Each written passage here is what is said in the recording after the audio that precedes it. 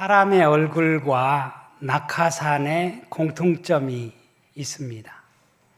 사람의 얼굴 그리고 낙하산의 공통점이 뭘까요? 사람의 얼굴과 낙하산의 공통점은 펴져야 산다는 거예요. 그렇지 않습니까?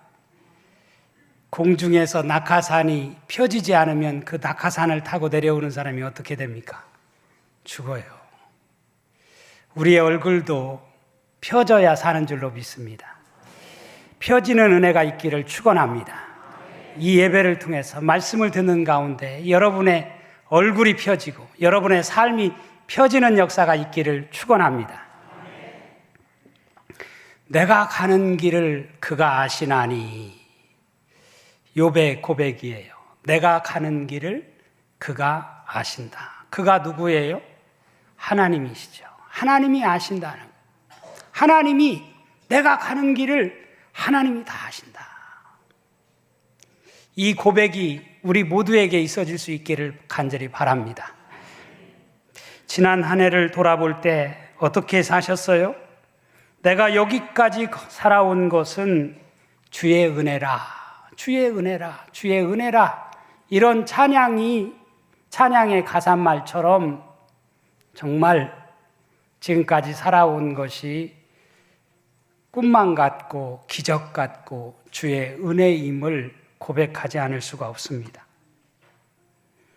저는 그런 차원에서 오늘 2023년 12월 둘째 주일을 맞아 욥이 친구 엘리바스에게 대답한 오늘의 이 말씀을 생각하면서 우리가 함께 은혜를 나누기를 원합니다. 사실 욥이야말로 동방의 의인으로 불리는 사람이었어요. 욥기 1장 1절에 보면 우스 땅의 욥이라 불리는 사람이 있었는데 그 사람은 온전하고 정직하여 하나님을 경외하며 악에서 떠난 자더라. 이렇게 기록되어 있습니다.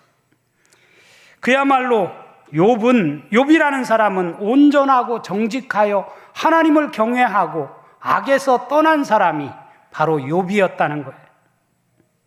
그런데 여러분, 그런 정직한 사람이, 그런 의로운 사람이, 그런 온전한 사람이 하루아침에 어떤 일을 당해요?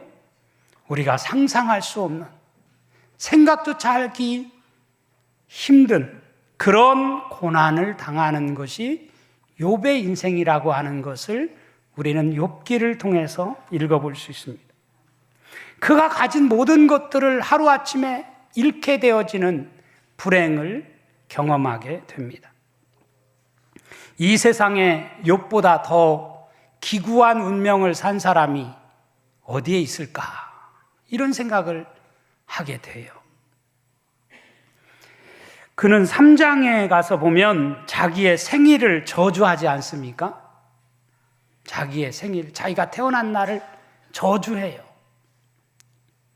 어떤 분들은 욥이 어떻게 이럴 수 있지? 이렇게 말하는 분도 계십니다. 그런데 사실 이게 인간이라고 저는 생각이 듭니다. 그렇게 큰 아픔을 당하면서도, 그렇게 견딜 수 없는 고통의 자리에 있으면서도 나는 아무렇지도 않아? 그게 무슨 인간입니까? 욥은 정말 이루 말할 수 없는 고통을 당하면서 그것을 너무너무 고통스러우니까 끝내는 자기가 태어난 날, 생일을 저주하기까지 합니다. 그런 의미에서 욥은 우리와 별반 다르지 않은 존재라고 하는 것을 우리가 성경에서 읽어볼 수 있어요. 욥기 3장 3절 이하에 보면 이런 구절이 나옵니다.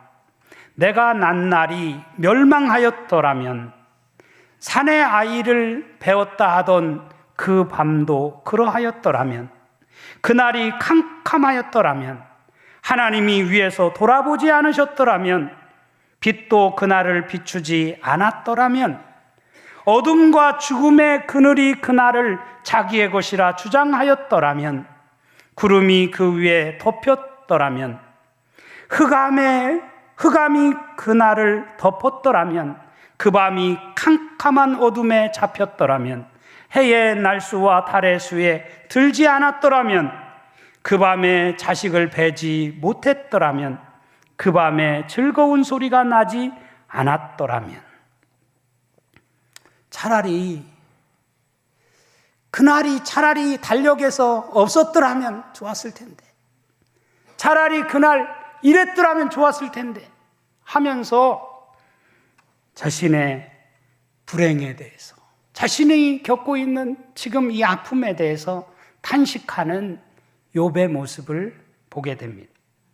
얼마나 고통이 심했으면 동방의 의인이라고 불리는 욥도 그런 말을 쏟아냈겠어요.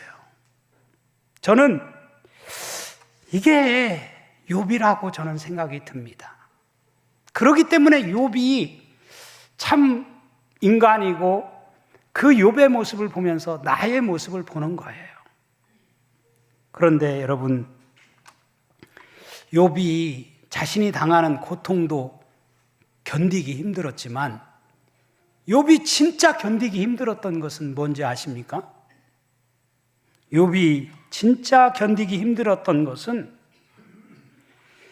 이런 욥을 위로한답시고 저 멀리서 찾아온 욥의 친구들의 말 한마디 한마디가 욥에게는 더 견디기 힘든 고통이었다라고 하는 사실을 우리는 욥기를 읽으면서 깨닫게 되어져요. 그들은 하나같이 인과응보의 논리를 가지고 욥을 공격해 댑니다. 분명 이유가 있을 거야. 네가 그런 아픔을 당하는 것은 분명 이유가 있어. 그러지 않고 무슨 너한테 그런 불행이 찾아올 리가 있냐? 이러면서 이야기하는 그 친구들의 말이 욥의 가슴을 후벼 파고 욥을 더 고통스럽게 만드는 것을 우리가 욥기를 통해서 읽어볼 수 있습니다. 오늘 우리가 욥기 23장의 말씀을 읽었는데 욥기 22장에 보면 엘리바스라는 친구가 욥에게 이런 말을 합니다. 대만 사람 엘리바스가 대답하였다. 사람이 하나님께 무슨 유익을 끼쳐드릴 수 있느냐? 아무리 슬기로운 사람이라고 해도 그분께 아무런 유익을 끼쳐드릴 수가 없다. 내가 올바르다고 하여 그것이 전능하신 분께 무슨 기쁨이 되겠으며 내 행위가 온전하다고 하여 그것이 그분께 무슨 유익이 되겠느냐? 내가 하나님을 경외하는 것 때문에 하나님이 너를 책망하시며 너를 심판하시겠느냐?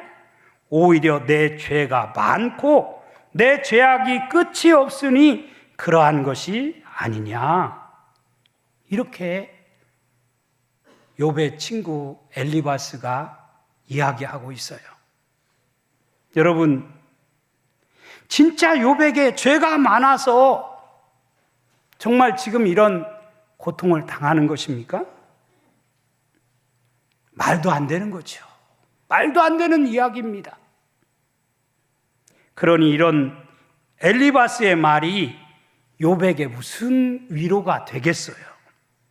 도리어 욥의 마음을 후벼 파고 욥의 마음을 더 절망에 떨어뜨리는 것이 친구들의 말이 아닌가, 그런 생각이 들어요. 오늘 본문은 이런 욥의 친구 엘리바스의 말에 대한 세 번째 대답이 바로 욥기 23장에 나와 있는 말씀입니다. 우리가 23장 8절부터 읽었지만 23장 1절에서 7절 말씀을 제가 세 번역으로 한번 읽어보겠습니다. 욥이 대답하였다. 오늘 또 이렇게 처절하게 탄식할 수밖에 없다니 내가 받는 이 고통에는 아랑곳 없이 그분이 무거운 손으로 여전히 나를 짓누르시는구나. 아, 그분이 계신 곳을 알 수만 있다면, 그분의 보좌까지 내가 이를 수만 있다면, 그분 앞에서 내 사정을 아뢰련만 내가 정당함을 입이 닳도록 변론하련만.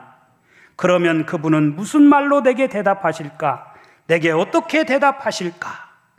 하나님이 힘으로 나를 억누르실까? 그렇지 않을 것이다. 내가 말씀을 드릴 때에 귀를 기울여 들어주실 것이다. 내게 아무런 잘못이 없으니 하나님께 떳떳하게 말씀드릴 수 있을 것이다. 내 말을 다 들으시고 나서는 단호하게 무죄를 선언하실 것이다. 이게 엘리바스의 말에 욥이 1절에서 7절에 하고 있는 대답입니다. 그러니까 욥은 하나님 앞에 한번 호소해보고 싶다는 거예요. 하소연해보고 싶다는 거예요.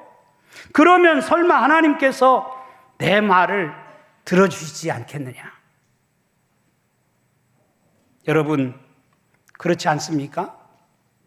아마 하나님께서는 분명히 욥의 말을 들어주시고 또 욥을 분명히 그가 죄가 있어서 그렇지 않다라고 하는 것을 분명히 말씀해 주실 거예요. 오늘 우리는 8절 말씀부터 읽었어요.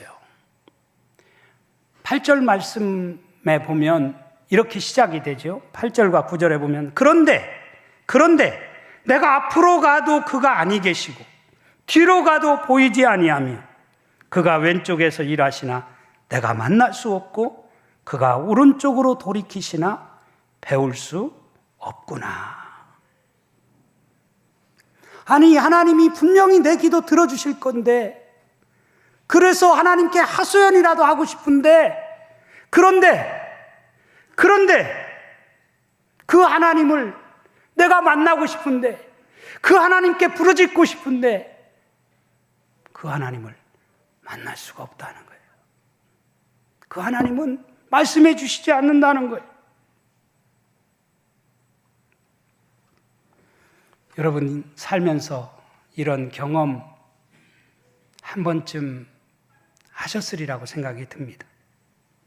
그래서 답답하기 짝이 없는, 하나님이 안 계신 것 같은, 아무리 기도를 해도 하나님의 응답이 없는 그런 끝없는 침묵의 시간, 그런 경험 아마 한 번쯤 신앙생활하면서 하지 않으셨으리라 생각합니다.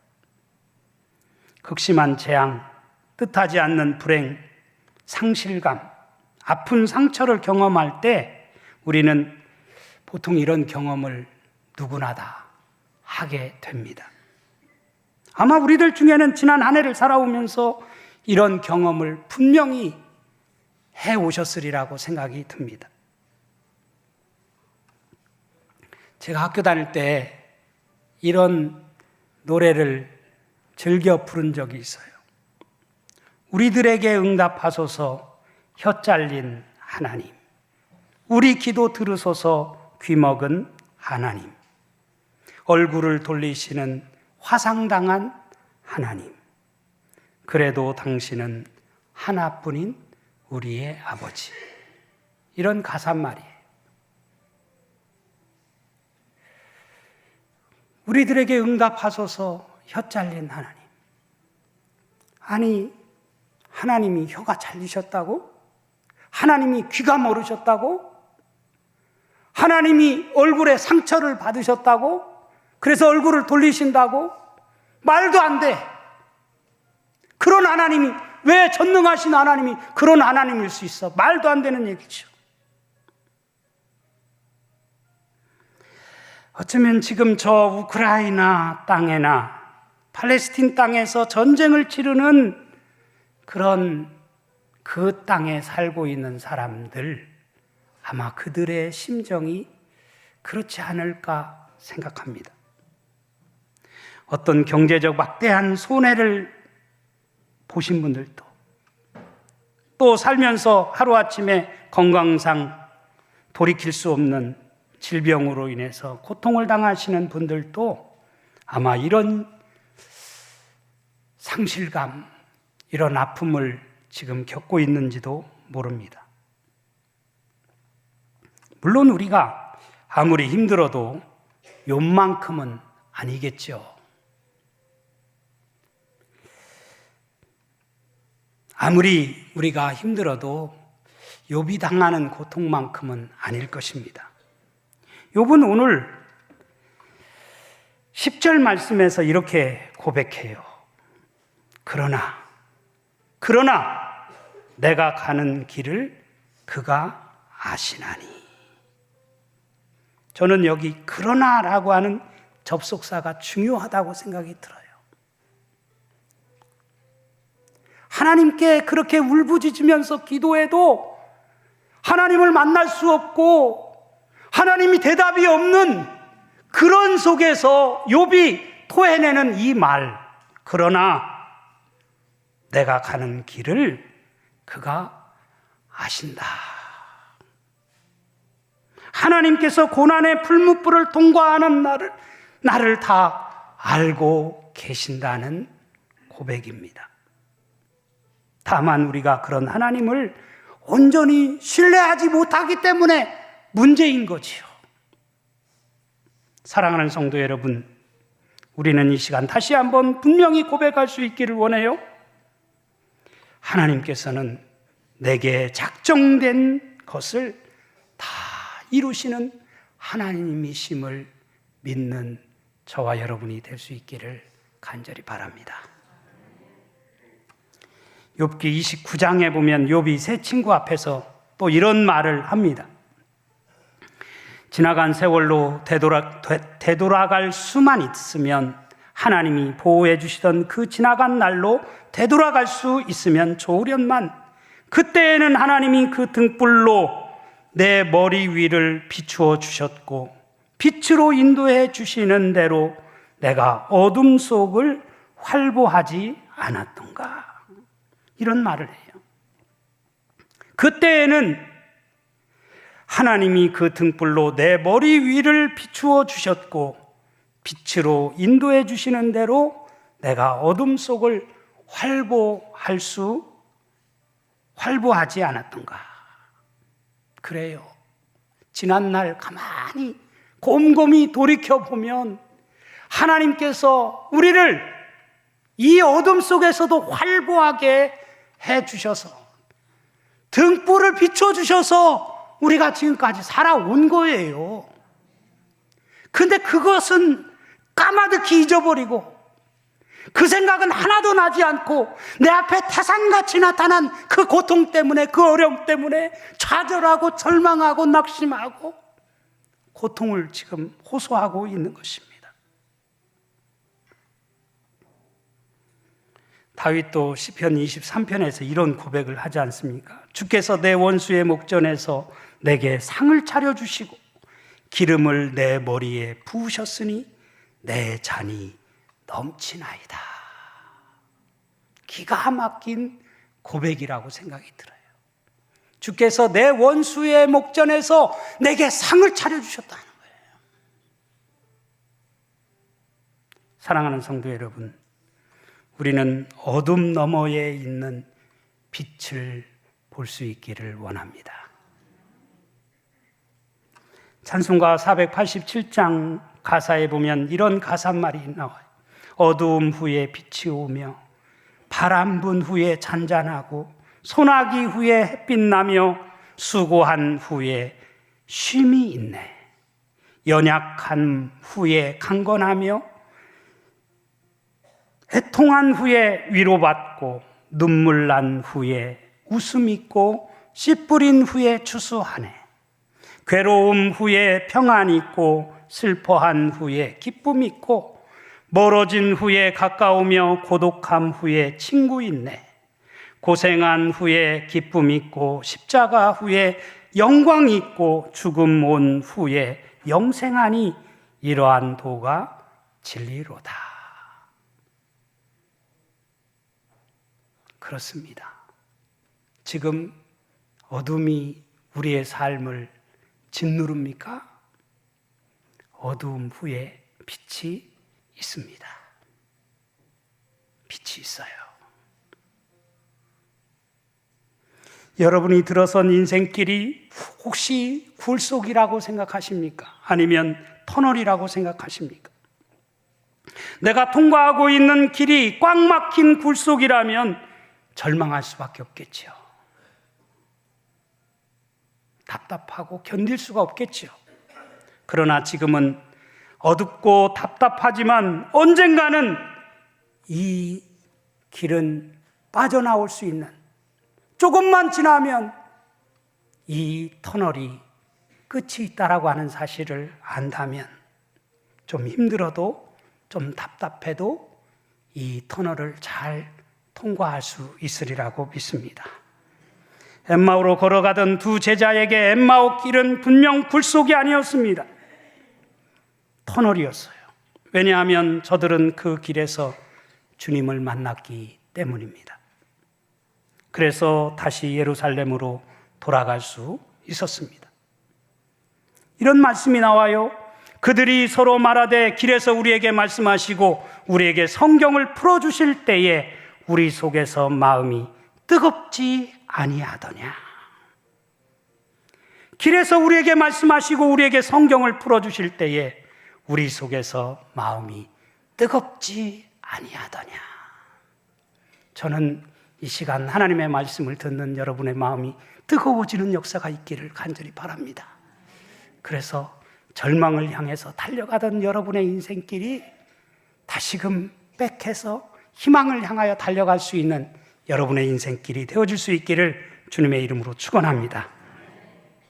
내가 가는 길을 그가 아시나니 욥은 더 이상 원망하지 않습니다. 이 모든 일에 욥이 범죄하지 아니하고 하나님을 향하여 원망하지 아니하니라. 욥기 1장 22절은 그렇게 우리에게 말해주고 있어요. 솔직히 그는 내가 가는 길을 몰랐어요. 어떻게 알아요? 어떻게 합니까? 알았다면 그 길을 들어섰겠습니까? 그렇지만 이제라도 분명히 고백할 수 있는 것은 살아계신 하나님께서 앞으로의 우리의 인생길을 분명히 인도해 주실 것이라고 하는 믿음입니다. 시편 139편 1절 이하에 보면 이런 말씀이 나와요. 여호와여 주께서 나를 살펴보셨으므로 나를 아시나이다. 주께서 내가 앉고 일어섬을 아시고 멀리서도 나의 생각을 밝히 아시오며 나의 모든 길과 내가 눕는 것을 살펴보셨으므로 나의 모든 행위를 익히 아시오니 여호와여 내 혀의 말을 알지 못하시는 것이 하나도 없으시니이다. 주께서 나의 앞뒤를 둘러싸시고 내게 안수하셨나이다. 이 지식이 내게 너무 기이하니 높아서 내가 능히 미치지 못하나이다. 내가 주의 영을 떠나 어디로 가며 주의 앞에서 어디로 피하리이까? 내가 하늘에 올라갈지라도 거기 계시며 스울에 내 자리를 펼지라도 거기 계시니이다. 내가 새벽 날개를 치며 바다 끝에 가서 거주할지라도 거기서도 주의 손이 나를 인도하시며 주의 오른손이 나를 붙드시리이다. 그런 하나님을 신뢰하며 살아가는 우리 모두의 인생이 될 수 있기를 주님의 이름으로 축원합니다. 그렇게 되면 우리가 더 이상 어깨를 늘어뜨릴 필요가 없습니다. 스바냐 선지자가 말한 것처럼 그날의 사람이 예루살렘에 이르기를 두려워하지 말라. 시온아 내 손을 늘어뜨리지 말라. 너의 하나님 여호와가 너희 가운데 계시니 그는 구원을 베푸실 전능자이시라. 그가 너로 말미암아 기쁨을 이기지 못하시며 너를 잠잠히 사랑하시며 너로 말미암아 즐거이 부르며 기뻐하시리라. 우리가 믿는 하나님, 죽은 하나님이 아닙니다. 살아계신 전능하신 하나님이십니다. 잠잠히 사랑하시는 하나님이십니다. 그럼 이제부터 우리가 해야 할 일이 뭡니까? 욥이 고백한 것처럼 우리도 이렇게 고백할 수 있기를 원해요. 그가 나를 단련하신 후에는 내가 순금같이 되어 나오리라. 그가 나를 단련하신 후에는 내가 순금같이 되어 나오리라. 순금은 그냥 만들어지지 않습니다. 100% 순금이 되기까지에는 수천도의 활활 타오르는 용광로 속에서 모든 불순물이 제거되어져야만 순금이 만들어져요. 우리 역시 그리스도의 사람으로 만들어지기까지에는 연단의 과정이 필요한 거예요. 훈련의 과정이 필요한 거예요. 오늘 11절과 12절 말씀에서 욥은 이렇게 고백하지요. 내 발이 그의 걸음을 바로 따랐으며 내가 그의 길을 지켜 치우치지 아니하였고 내가 그의 입술의 명령을 어기지 아니하고 정한 음식보다 그의 입의 말씀을 귀히 여겼도다. 욥은 언제나 하나님의 말씀을 따르기를 즐거워했고 하나님의 말씀을 어기지 아니했고 즐겨 먹는 음식보다 하나님의 말씀을 더 귀히 여겼다라고 고백하고 있어요. 당장 내게 닥친 어려움 때문에, 고난 때문에 지금까지 쌓아왔던 그런 신앙이 온데간데 없어져 버리고 그 문제만 엄청나게 크게 다가와서 하나님은 보이지 않는 그런 존재가 아니라